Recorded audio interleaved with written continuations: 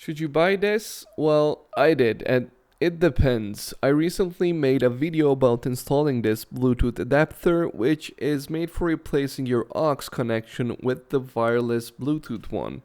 Installation process itself is not that complicated. All you need to do to install it is to take apart half of your car interior and plug this adapter instead of the AUX one that comes in stock in older cars.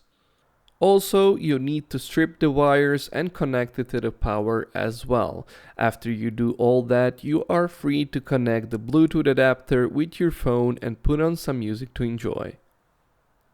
Now that we explained what are we talking about for those who didn't know, I'll tell you my experience with the adapter. Everything was working well until about a month in when it started disconnecting by itself. Over the time it became worse and it stopped working whatsoever. Again, I took apart my car interior to see what's up, but everything was still well connected, and I even made sure to reconnect the power wires as I thought it was losing power due to the wires. In conclusion, the adapter stopped working after only a month or two after the installation, so that is the downside of it.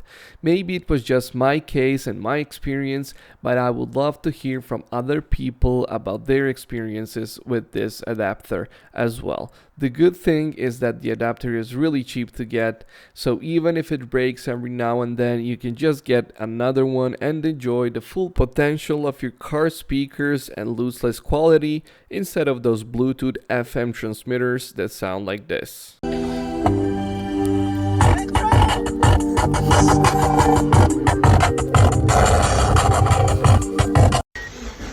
The Bluetooth device is connected successfully. I just